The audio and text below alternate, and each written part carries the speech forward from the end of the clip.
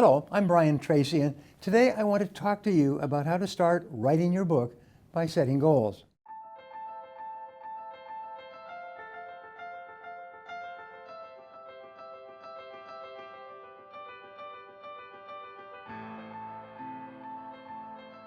The hardest part of writing a book is always the first few pages.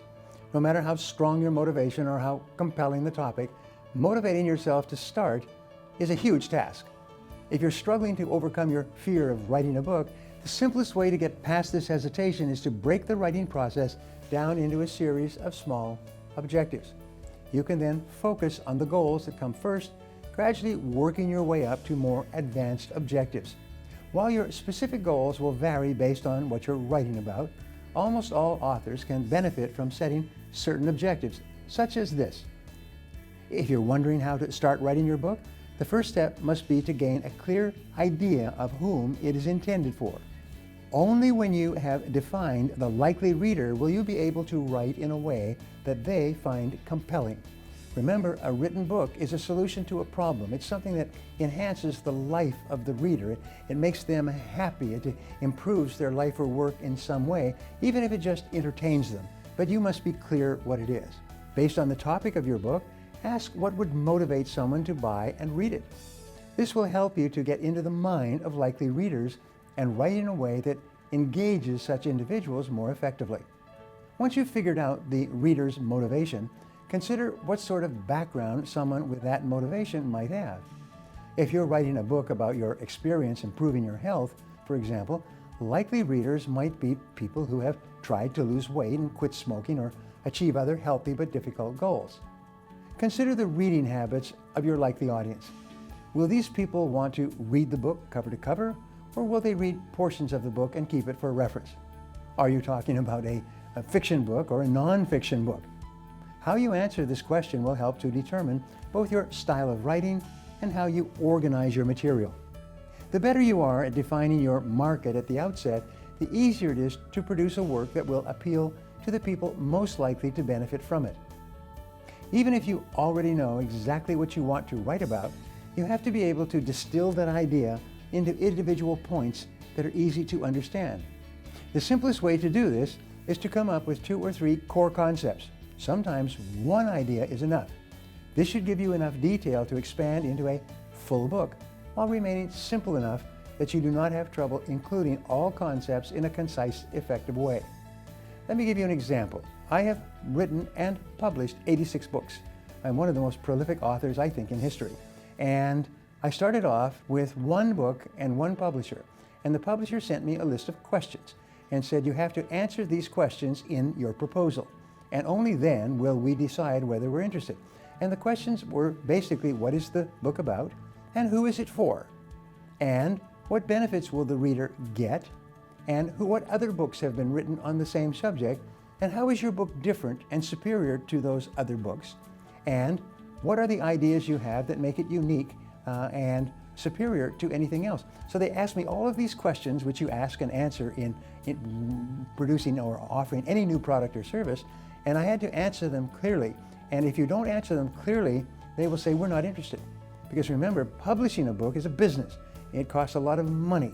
It costs $50,000 to $100,000 for a publisher to say, yes, they'll publish your book. And that's before they sell anything. So they've got to be convinced that they're going to make money from this book. And the only way they'll make money is if people buy it and read it and tell other people to read it as well. So say you're writing a book that will help readers found and run their own business. Consider all the advice you plan to offer readers and then distill that advice into overarching concepts. Pieces of advice like pursue all sales, large and small, or reduce costs whenever you can, even if the savings are minor, could be combined into a concept like take advantage of small victories.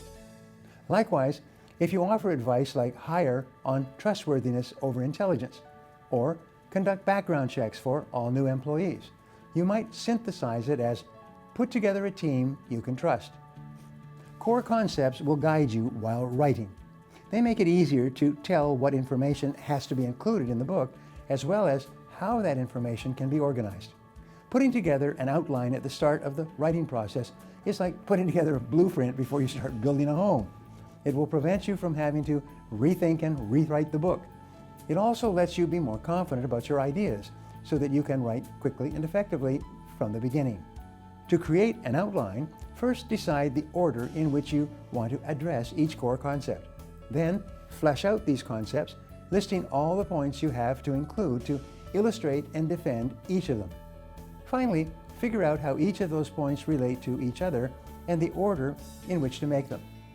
Then follow the outline while you write, making sure to include every piece of information, unless you find a clear reason to leave it out. When I write a book, what I do is I write and I use 7, 12, or 21. Now, I have often written books that have 10 chapters, but mostly it's 7, 12, or 21. So the first thing I do is I write down the chapter titles, the headings, the subjects, and then I organize them. What would come first, what would come second, and so on. And then I start to organize the material that would be in each chapter. Sometimes I will start off with 25 chapter titles, or even one case I had 36 chapter titles. And what I did is I found I could consolidate and consolidate and consolidate and boil it down to 12, and then consolidate that and then put the 12 in a particular order. And you can do the same thing as well. Having addressed common publishing questions like, who is this book for, or what are my core ideas, the final step is to come up with a timetable for your writing. Consider roughly how long it will take you to accomplish each item on your outline, and then assign a date for when you intend to have that item finished. While you may not stick exactly to this schedule, it will help you to figure out whether you're ahead or behind and stay on task throughout the writing process. So before we wrap up, I'd like to leave you with a thought to share with your friends and followers. If you can dream it, you can do it. Your limits are all within yourself, and there's no limit to what you can do except the limits that you place on yourself. Now, I'd love to hear from you, so my question today is this. Have you ever thought about writing a book? 84% of adults have thought about writing a book, and only 1 or 2% will ever start because they don't know where to start. Leave a comment below and I'll be sure to follow up with you. Thanks for watching, and remember, if you want to change your future, take action, and take action now. If you enjoyed this video and feel it was valuable in teaching you about how to write a book, subscribe to my channel, like this video, and share this video with your friends. Don't forget to click the button on the screen for a free gift. Thanks again for watching.